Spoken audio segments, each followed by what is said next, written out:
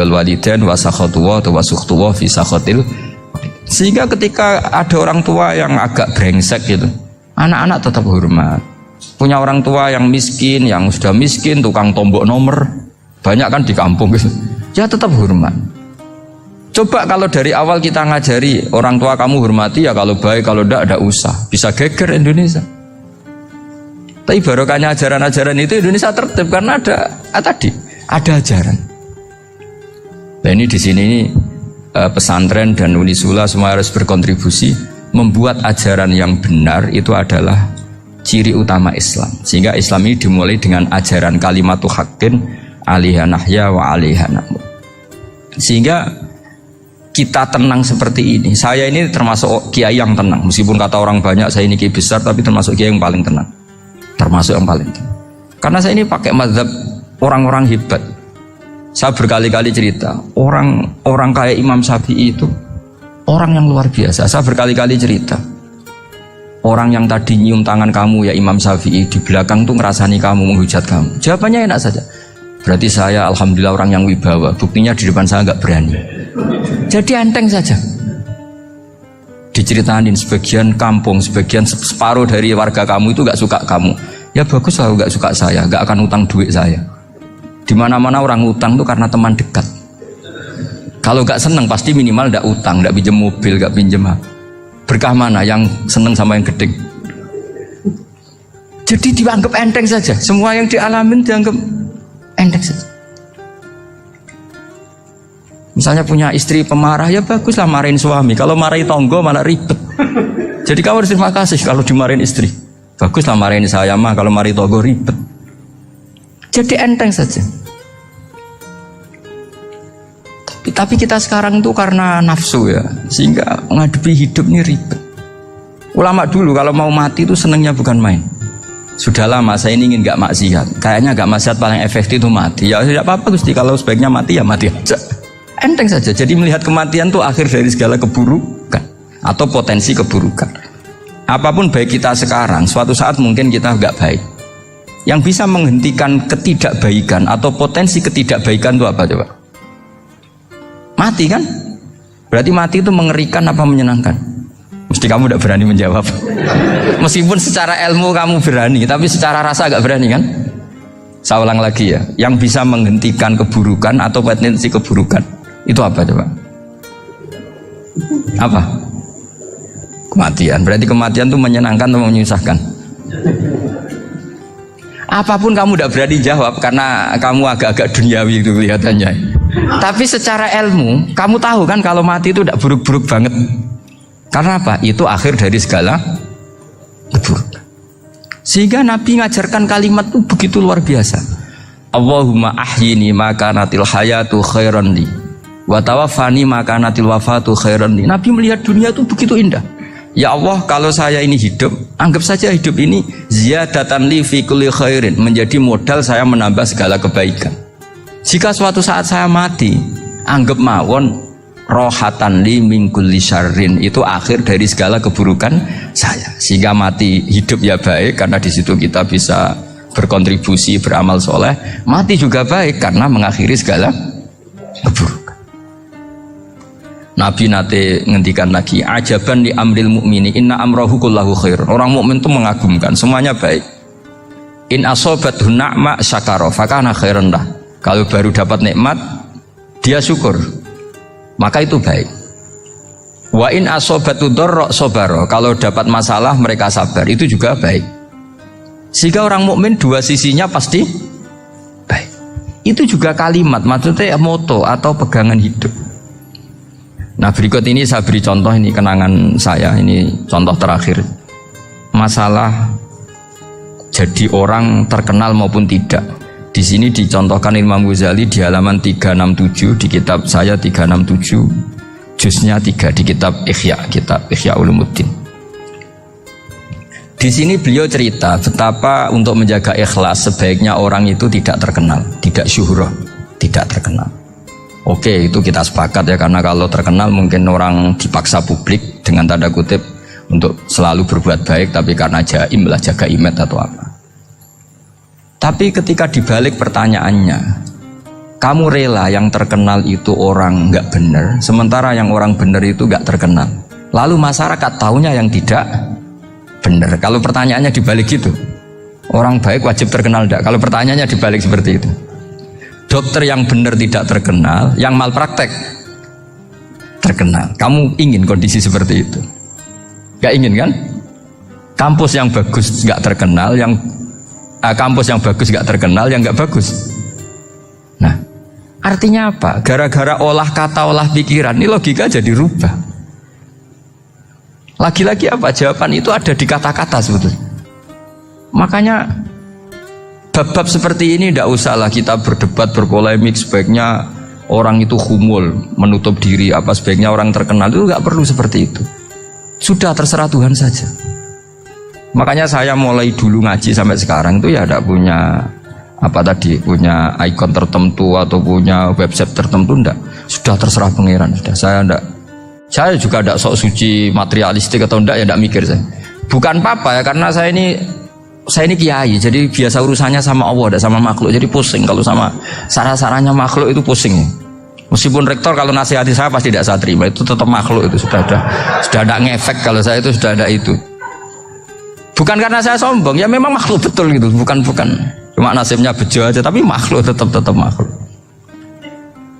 Saya beri contoh ya. Ini makalah yang ditulis Imam Ghazali.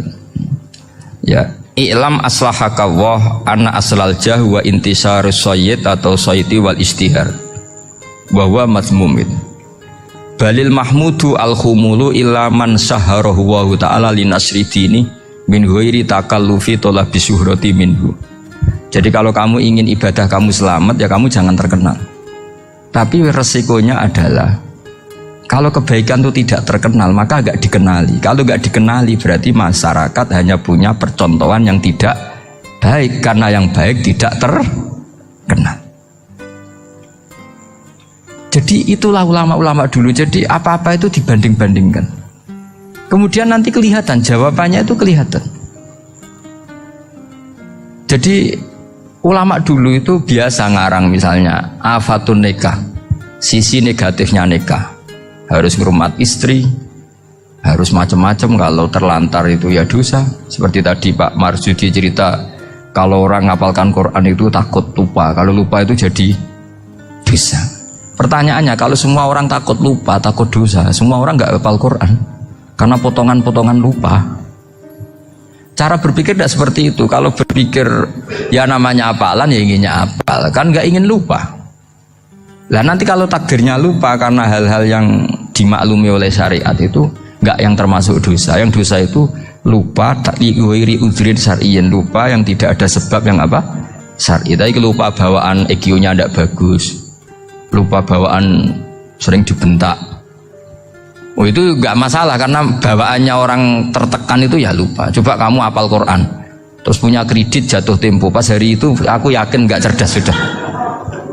Itu bawaannya orang tertekan itu pasti lupa. Jadi ya saya teruskan ya. Jadi terus ada makalah yang sangat bagus sekali tentang itu.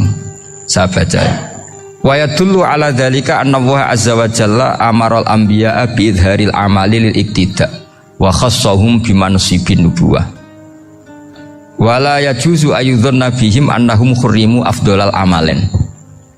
Jadi orang yang terlalu mendewa-dewakan khumul itu menutup diri. Oke, itu baik, karena dengan khumul, dengan menutup diri Anda tidak riya, Anda tidak pamer. Tapi kata Imam Ghazali, kamu juga harus ingat, di antara syaratnya Nabi itu harus mengumumkan kalau beliau itu seorang Nabi. Harus memaklumatkan kalau beliau seorang Nabi supaya bisa diikuti. Caranya sholat harus diumumkan, sehingga Nabi itu mengatakan harus jamaah. Karena dengan cara jamaah itu bisa shollu kama ra'aitumuni usolli. Coba kalau Nabi sholatnya nggak diperlihatkan, kamu harus sholat yang benar. Caranya gimana ya Rasulullah? Itu rahasia. Bingung nggak kira-kira? Bingung nggak? Ya misalnya amal rahasia selalu lebih baik. Terus ada pertanyaan, Nabi ngendikan kamu sholat yang benar, caranya gimana Nabi? Ya itu rahasia. Terus gimana coba? Tapi Nabi ngendikan apa? Shollu kama ra'aitumuni usolli. Ya sudah, kamu sholat niru saya sholat. Berarti Nabi sholatnya diperlihatkan apa disembunyikan? Diperlihatkan. Jadi begitu juga saya berkali-kali bilang, orang tahu kalau itu bidan ya berdasar tulisan itu bidan. Tahu kalau itu dokter gigi ya itu dokter gigi. Jangan sampai gara-gara tidak ada tulisan mau beli alat bangunan di dokter gigi, mau periksa gigi di toko bangunan. Gara-gara apa? Nggak ada maklumat. Nah, di sini ulama-ulama selalu memaklumatkan dirinya.